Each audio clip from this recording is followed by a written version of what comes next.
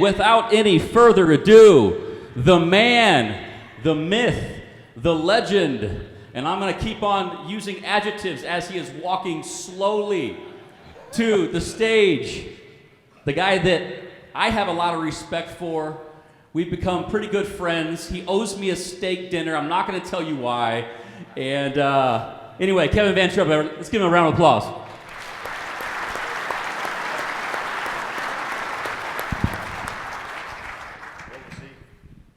See if this mic, maybe not. Is it working? You guys hear good? Perfect. Thanks, Phil. Appreciate it. I don't know about all the rah-rah jazz you guys mostly know. We're family here now. I hate doing this, so get nervous speaking. He gets me all hyped up here. I said, don't do anything silly, so here we are. But I appreciate everyone. Great turnout, great group of people.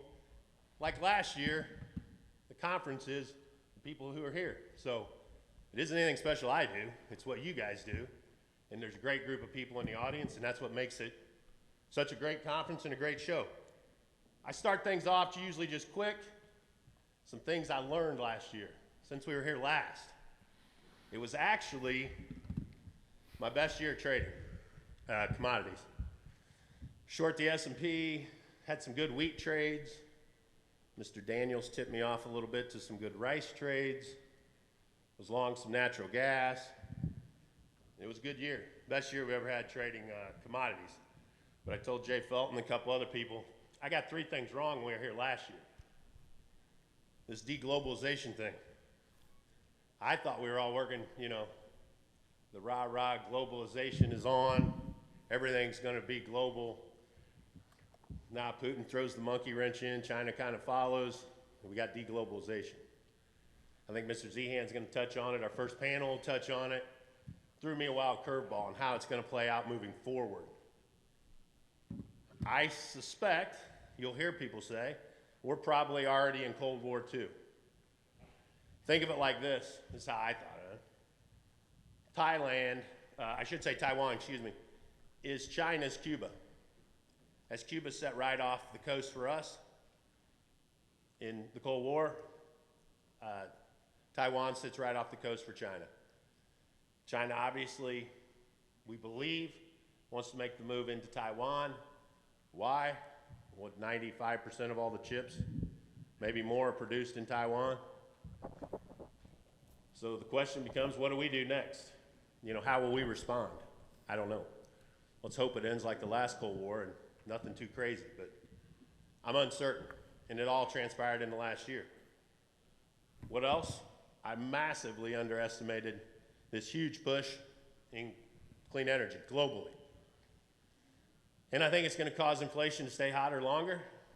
And we're going to see that as we transition, I think there's going to be some issues. I think there's big opportunity in the ag space, but I think it's something that I collectively, understood the gravity of the situation. Or that the globe or the world was going to take it on as its mission and quest. I think we presented this last year. We think the old economy is going to stay hot with inflation. I think the new economy probably, you see more deflation come back into play as the global supply chains open back up and things start to move again. So I suspect we stay hot longer. Like I said, inflation stays hot a little longer than anticipated, a lot longer than anticipated. Rates are probably going to stay high or stay elevated. The other thing I missed early last year, money now has alternatives. I know there's a lot of ag tech startups who are struggling, running out of runway, not enough money. Money's got other places to go now.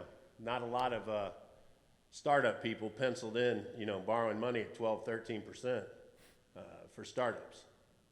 So the game has dramatically changed. I think it's going to be interesting to hear our other panelists, and I'm going to drill them on some of these and ask them how we're going to do with our investments, how our money's going to hold up at some of the places. So I think that's going to be interesting to hear how that plays out. And as that shakes loose and creates more opportunity, you're going to see a lot more, like I said, a lot more opportunity in the ag space for new things, new people. How I'm looking at investments in businesses. I told you before, demographics wildly matters.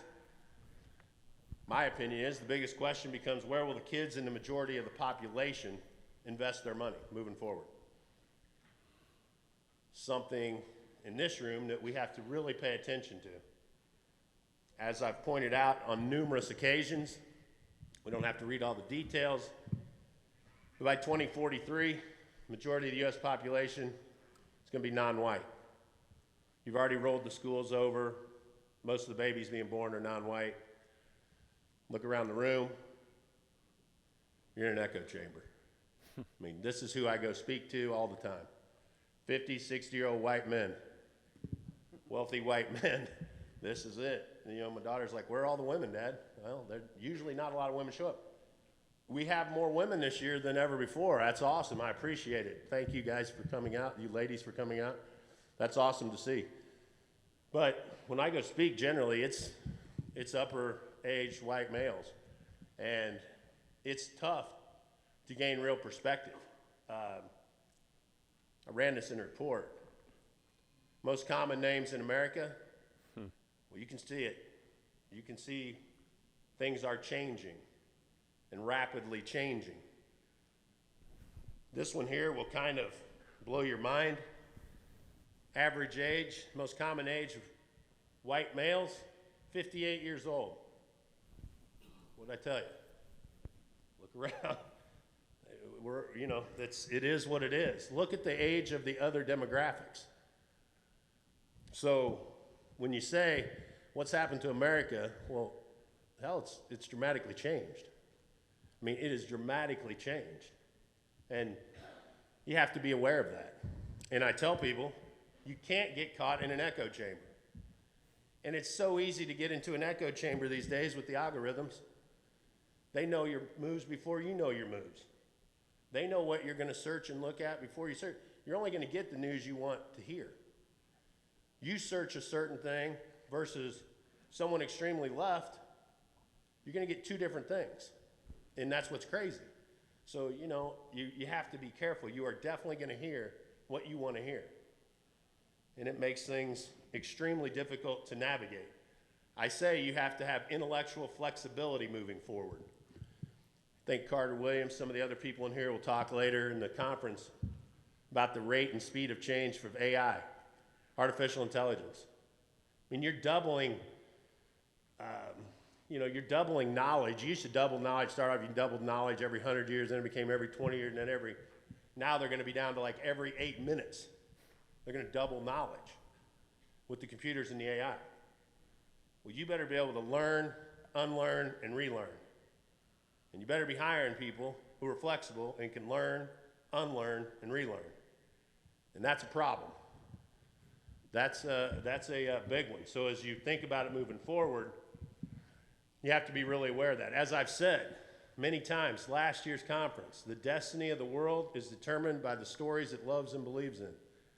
I was told that from a trader a long, long time ago. And I think it's ancient philosophy. It isn't anything we made up. But whatever stories the world loves and believes in, I didn't say it had to be right or truth. It could be fake news. Whatever they believe in is where we're going to move towards. So,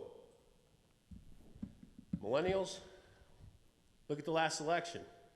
You didn't see the big wave like we thought we were going to see. Why? Why they pulled all the millennials? What they most worried about? Social unrest, number one. They believe a bigger government can help calm social unrest. Climate change, student debt, minority rights, gun control. They're the kids sitting in the classrooms or in the movie theaters. I can't control how they hear about it, see about it, or interpret what happened. Hell, we love guns. But I'm telling you, the majority of the younger population sees it a different way. And I suspect as the older gentleman, my dad was in Vietnam, my dad was in World War II, as we phase those people out, World War II people are gone, the Vietnam people will be gone next. I don't know what our country's going to become. I don't know how we replace the older generations in the room right now with the younger. Younger is smarter, but it's going to be different and massively different. So you have to position yourself. That's why we think, you know, clean energy, climate change, it's gonna happen and it's gonna be for real. And we're gonna have to pivot the farms in a way that, you know, we can capitalize and monetarily capitalize for our families on the movement. We think there'll be a great unbundling, is what we call it. You know, with tech, you bring greater transparency. Really what tech does. You're gonna have new logistical models, new channels. New channels bring about new toll booths. We always talk about, can you put a toll booth up? You know, when you start a business, where are you gonna position the toll booth? There'll be new gatekeepers, new competitors, new experiences, and new stories told. That's why I'm saying, as it turns and moves so quickly and so fast, I think it's gonna be a little bit mind-blowing. It's the rate and speed of change that's gonna be difficult. So hopefully that's what we press people on when you ask questions. And we're trying to figure out, you know, how fast are things changing in other people's businesses? How fast is it changing geopolitically? And just how quickly can we adjust mentally our own models and take advantage of it? Little more lighthearted. It's my daughter. Guess what? She's off the payroll. Guys, you hearing me? Graduated, master's, architect. She said, Dad, I want to go get my master's degree. I said, look, my dad always said, unless you can get into an Ivy League school, you need more practice. So I tossed that one to her. And I'll be damned, she got into an Ivy League school and graduated, so I had to pay the bill. And she landed a big job in New York with one of the top architect firms. And I said, hell, I'm going to take advantage of this. And my wife has been wanting a pool. So our old house had a pool. My wife's a pool girl. I was a pond guy, right? Pool or pond. I picked pond. Our house sits on a nice big pond. I said, babe, just go jump in the pond. We don't need the pool. So all my buddies are, you know, breaking my ass kind of, you got to get the pool put in for. So I said, well, Kennedy, draw us up a pool and a pool house. I'll take advantage of this architect thing. Here's what she dropped. Oh my God. I said, yeah, you and Mom have been conspiring. I mean, I got this whole damn thing. The inside, you see the inside thing. I said, holy God. I'm like, hey, of course, Mom got to you. And here we are with the pool house, right? The pool and the pool house. So I'm scrolling through the email, but this ain't the part of the story that gets me. I'm scrolling through the email, and I click. At the bottom's her, you know, her big signature. And junior designer, and she's at the World Trade Center, and da-da-da. You guys see anything else on there that might catch your eyeballs? Like, what the hell? Ding, ding. I said, Kenny. I'll call her Kenny. Her name's Kennedy. I said, Kenny, what's going on? Is there something we need to talk about? What are we doing? She's like, what are you talking about, Dad? I said, what the hell is the she-her thing? How does that work? She's like, Dad, seriously. So we go to a tractor pull with my son's new fiance. I bring this up. Oh, hell. I start a freaking whole family debacle debate amongst the girls. Hillary's all over me. Kennedy's all over me. She's like, it's just what people want. It's just their pronoun, right? And I'm like, I don't even know what the hell any of this means. So I start to look it up and different things, and it's like, I don't even know what some of the words are that you pick from. I mean, I'm scrolling down the list. I'm hearing people at school talk about furries. I don't know what furries are. I don't know any of these things. And I'm like, how do you go thousands and thousands and thousands of years through society, through the history of the world? We never had to have she, her, he, or they, that, or I don't know. Never had to have it. And Kennedy and Hillary like, it's just how people want to be identified. So the kids taught me, it just makes them feel better. It makes them just better. And I thought, shit, I think I can do this. I got intellectual flexibility. I like this. So this year, when you get an email from me, Oh boy. look, I feel good about myself. I told the kids, I'm going to feel good. I'm going to be slim slender now. And I'm picking that one. That's my pronoun for the year.